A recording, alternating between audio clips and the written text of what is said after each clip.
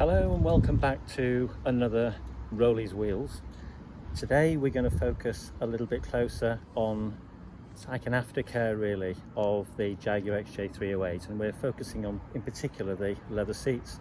And as everybody knows, over a period of years leather can dry up, it can crack.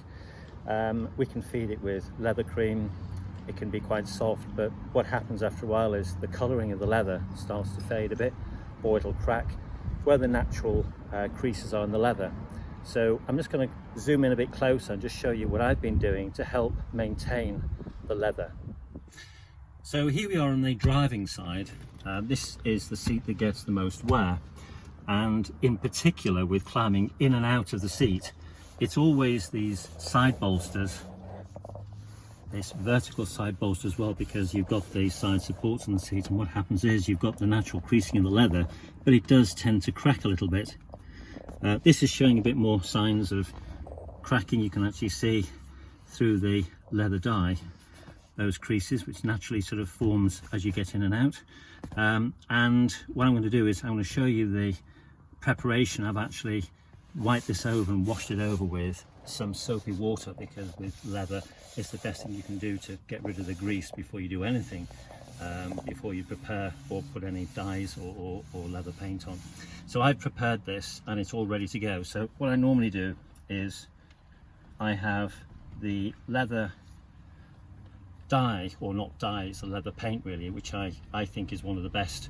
I've used a couple, or tried to use a couple, and the one I think is more successful is the Furniture Clinic leather paint repair, which comes in different size bottles. You can get the smaller ones. They can supply you with much bigger bottles than this one if you're going to be doing the whole interior, but on this particular program we're going to just show these parts just as a beginning, because you can actually do a lot more of the seat once it shows more cracking. So just to let you know, I'm not being sponsored by Furniture Clinic, it's just that I happen to prefer this make. So what you need is, apart from this, you need a nice sponge. You can use those sponges you normally use for your kitchen, cleaning of your dishes, but as long as it's got a nice pad on the back, it's an equal area, because what you'd be doing is you'd be sort of dabbing the dye on the sponge, and then you'd be dabbing the sponge gently on the leather. I'm going to show you how to do this now, but make sure that you shake the bottle well before you start using it, because it is a water-based material or liquid, and make sure it is thoroughly mixed up. And I've always got a cloth to hand as well, to make sure I don't accidentally dribble it or splash it on anywhere where I don't want it. So it's quite easy just to flip up top, and you just literally just spread a little bit on a sponge like so, and then very carefully where those are, just need to dab very slightly in those areas, gentle. And if you just give a little bit of a rub in a little bit where those creases are, being sort of just patient to dab a bit here and there. I normally try and work it into those creases.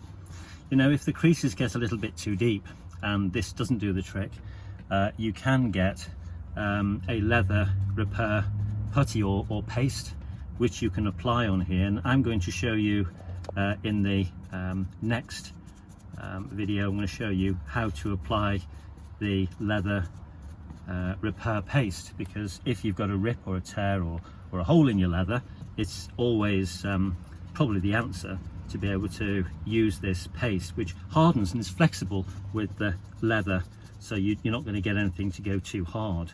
But I mean, a lot of this will need probably 2 or 3 coats, but if you're carefully dabbing it, you'll eventually see how it does dry into the colouring of the vehicle. Now, I must emphasize that when ordering this from Furniture Clinic, what you really should find out is what the name or the colour of your leather is. This one is oatmeal, and to find that out, there is a serial number on the vehicle. You can find that out, and you can look on the internet. It'll actually give you on a Jaguar website or another one what those codes are. So effectively, I've just put the first coat on, and this is not looking too bad. This crease here is a little bit more, So probably what I'm going to do is I'm just going to lightly, when this is dried, I shall lightly sand, very lightly, don't tear it, but lightly sand that out, and I'll use a little bit of filler. And I'm going to show you on the next video what that's like. I'm just going to dab a little bit more on here because it just needs a little more than just a few dabs, and it'll look a lot better. And what you tend to find is with the colouring that they give to you, your seats will probably fade over a couple of years or a number of years. This car is a 2002 XJR, and what happens is sometimes the colours can go sort of a bit yellowy. If it's really pale leather, it can go a bit browny colour, it can be stained yellow. So this is really probably a good idea to test it on an area of your seat that's not seen before you go ahead and do any preparation work or any dyeing or recolouring of the seat. So that's actually going to, shut the lid, that's actually going to dry off.